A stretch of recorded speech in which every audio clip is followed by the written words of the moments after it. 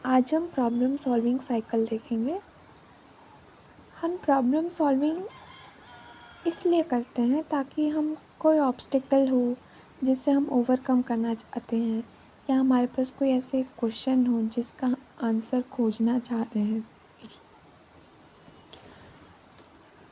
तो हमें प्रॉब्लम जब भी हमें कोई प्रॉब्लम आती है तो हम उसे सॉल्व करने के लिए या तो हमारा ब्रेन हमें मदद करता है। हमें जो भी प्रॉब्लम आ रहे हैं या हमें जो भी क्वेश्चंस हैं, अगर हमारा मेमोरी हमें फटाक से उसका आंसर दे देता है तो हमें कोई दिक्कत नहीं होती, हमारा प्रॉब्लम उसी समय सॉल्व हो चुका है। लेकिन जब हम फटाक से उस इंफॉर्मेशन को रिट्रीव नहीं कर पाते हैं, जब हम आंसर को तुरंत नहीं, हमारा ब्रेन तुरंत नहीं दे पाता है, तो हम प्रॉब्लम सॉल्विंग साइकिल को यूज़ कर सकते हैं ताकि हम अपने आंसर तक या हमारे गोल तक पहुंच सकें।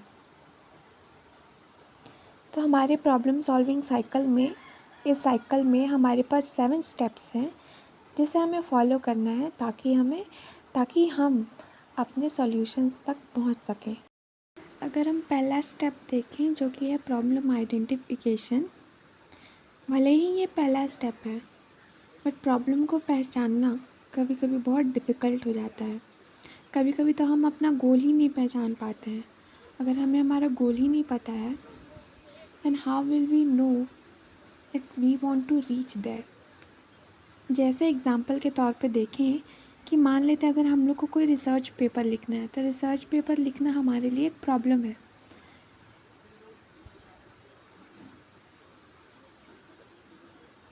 तो हमें यह आइडेंटिफाई करना ज़रूरी है कि हमारा रिसर्च पेपर किस बारे में होगा, या हम इसे दूसरे एग्ज़ाम्पल से ऐसे समझ सकते हैं जैसे कोई आदमी है, कोई भी पर्सन है जो कि स्मोकिंग करता है, स्मोकिंग की बहुत बुरी आदत है उसे। तो ये स्मोकिंग उसके लिए एक प्रॉब्लम है, लेकिन पहले उसे ये समझना ज़रूरी है, उसे ये आइडेंटिफाई करना ज़रूरी है कि स्मोकिंग एक प्रॉब्लम है। अगर उसके लिए स्मोकिंग कोई प्रॉब्लम ही नहीं है तो वो इसका सॉल्यूशन क्या खोजेगा। फिर है हमारा सेकंड स्टेप जो है डेफिनेशन ऑफ प्रॉब्लम। एक बार हमने प्रॉब्लम के एग्जिस्टेंस को पहचान लिया है that there is a problem and we need to solve it, and second step is to define it. The more properly you define the problem, the more you are closer to a solution. पहले step में हमने एक example लिया था research paper का, कि हमें अगर मान लेते एक रिसर्च पेपर तैयार करना है तो हमें पहले ये पहचानना ज़रूरी है कि हम किस एरिया में अपने रिसर्च को कंटिन्यू करना चाहते हैं। एक बार हमें वो पता चल जाए कि हमें इस एरिया में अपने रिसर्च को कंटिन्यू करना है, फिर हमें एक पर्टिकुलर टॉपिक पे आना ज़रूरी है। उस एरिया जिस पे भी हम अपना रिसर्च करना चाहते हैं उससे हमको एक प्रॉपर टॉपिक बनाना है जिस पे कि हम फिर अपने रिसर्च को कंटिन्यू करेंगे। हम अपने थर्ड स्टेप पे जो है constructing a strategy for problem solving. जब हमने प्रॉब्लम को डिफ़ाइन कर लिया है फिर हम अगले स्टेप पर आएंगे जो है स्ट्रैटेजी फॉर्मेशन। इस स्टेप में हमें बड़े बड़े प्रॉब्लम को एक मैनेजेबल एलिमेंट्स में कन्वर्ट करना पड़ता है, जिसे कि हम एनालिसिस भी बोल सकते हैं। फिर उन एलिमेंट्स को एक ऐसे सीक्वेंस में अरेंज करना पड़ता है या इस तरीके से हमें उसे अरेंज करना पड़ता है जिससे हम कुछ यूज़फुल इंफॉर्मेशन एक्सट्रैक्ट कर सकें, जिसे हम कहते हैं सिंथेसिस। जनरली हम यहाँ पे हम एनालिसिस से सिंथेसिस देखे हैं कि हमने पहले प्रॉब्लम को मैनेजेबल एलिमेंट्स में कन्वर्ट किया, फिर उन एलिमेंट्स को हमने अरेंज किया ताकि हम इंफॉर्मेशन उससे ले सकें। लेकिन ज़रूरी नहीं कि हम एनालिसिस से ही सिंथेसिस करें, कभी कभी हम सिंथेसिस से भी एनालिसिस करते हैं। जैसे हमें कोई हिंट देता है तो हम उन हिंट्स को जोड़ के एक प्रॉपर एनालिसिस पे आते हैं। छोटे छोटे टुकड़ों को एक करके हम एक पर्टिकुलर स्टैंस पे आते हैं। ये तो एक स्ट्रैटेजी हुआ एक स्ट्रैटेजी हुआ प्रॉब्लम को सॉल्व करने का। दूसरा स्ट्रैटेजी होता है कन्वर्जेंट एंड डाइवर्जेंट थिंकिंग।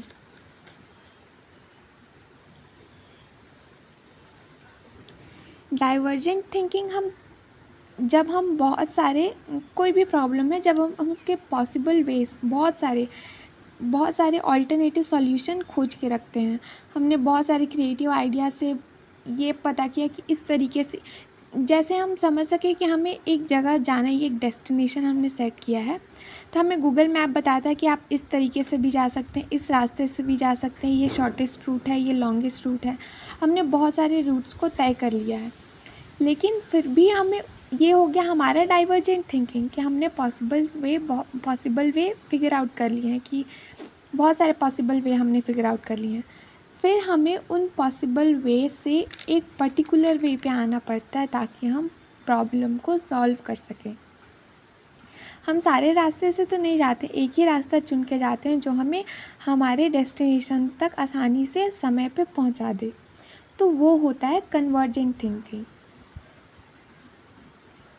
जैसे हम वो उस रिसर्च पेपर को कंटिन्यू करते हुए देखें, जब हमने टॉपिक बनाया था सेकेंड स्टेप में, हमने टॉपिक डिसाइड किया था, प्रॉब्लम को डिफ़ाइन किया था, तो हमने उससे पहले बहुत सारे टॉपिक बनाए होंगे, 2 या 3, 4, 5, जो भी हमें लगा होगा कि नहीं, ये इस टॉपिक से हम अपने रिसर्च पेपर को कंटिन्यू करेंगे या ये टॉपिक सबसे अच्छा है। पर उन सब में से हमने एक टॉपिक को चूज़ किया फाइनली, जिस पे हम अपना रिसर्च कंटिन्यू करना चाहते हैं। पर अब आप कहेंगे कि ये तो थर्ड स्टेप से सेकंड स्टेप डिसाइड कैसे हो रहा है। तो प्रॉब्लम सॉल्व करते समय हमें फ्लेक्सिबल होना ज़रूरी है। ज़रूरी नहीं कि आप स्टेप वाइज चलते रहें और आपको सॉल्यूशन मिल जाए। हमें प्रॉब्लम सॉल्व करते समय हम जितना फ्लेक्सिबल रहेंगे, हमें उतने अच्छे सॉल्यूशंस मिलेंगे। इस प्रॉब्लम सॉल्विंग साइकिल में ज़रूरी नहीं आप सेकंड स्टेप से थर्ड स्टेप में जाएं, थर्ड स्टेप से फोर्थ में जाएं। आप फोर्थ से थर्ड में भी आ सकते हैं, थर्ड से सेकंड में भी जा सकते हैं। और ये भी ज़रूरी नहीं कि एक स्ट्रैटेजी सभी प्रॉब्लम पे काम आए। किसी भी प्रॉब्लम का सॉल्यूशन 2 फैक्टर से डिसाइड होता है। पहला जो प्रॉब्लम खुद है, और दूसरा जो प्रॉब्लम सॉल्वर है। प्रॉब्लम सॉल्वर के पर्सनल प्रेफरेंसेस क्या हैं, वो किस तरीके से अपने प्रॉब्लम को सॉल्व करना। फिर है हमारा fourth step, that is organising information about a problem. जब स्ट्रैटेजी तैयार हो जाए तब हम अवेलेबल इंफॉर्मेशन को ऑर्गेनाइज़ करना है ताकि उस स्ट्रैटेजी को इम्प्लीमेंट कर सकें। जैसे एग्ज़ाम्पल के तौर पे लें कि हमें इतने तारीख तक एक्स अमाउंट ऑफ मनी जमा करना है। हो सकता है हमें किसी को देना है या लोन पूरा करना है, किसी भी कारण से हमें एक्स अमाउंट ऑफ मनी इस तारीख तक हमें चाहिए। तो हमारे पास जितने भी इंफॉर्मेशन हैं उसे हम अरेंज करेंगे। जैसे कि इस तारीख को मेरी सैलरी आ जाएगी, या इस दिन किराया आ जाएगा, या इस तारीख को वो बोला था जिसने मुझसे पैसे लिए थे कुछ साल पहले वो मुझे देगा, तो मैं इस तारीख तक आसानी से पैसा दे पाऊँगा या नहीं दे पाऊँगा। फिर आता है हमारा फिफ्थ स्टेप, जो है allocation of resources. Most of the problem solver face the problem of limited resources. What can be the limited resources? Say for example time, money, equipment और the space। जैसे जो हम अपना रिसर्च पेपर लिख रहे थे उसमें वो रिसर्च पेपर कितना टाइम कंज्यूमिंग हो सकता है। या दूसरा एग्जांपल अगर हम देखें, जो स्मोकर जो चाहता, हो सकता है उसने आइडेंटिफाई कर लिया है that smoking is the problem, now he wants to quit, but now the problem comes that he is deficient of resource. He wants to quit but doesn't have the money to visit counselor or arrange some proper medication. So after resource allocation, we come to the next step, which is monitoring. While solving our problem, it's important to monitor our progress. Continuously monitoring our progress, our approach can lead us to a good and early solution. It can also help us in realizing whether we need some extra approach or not, or whatever we are doing is sufficient or not, or we need some extra effort.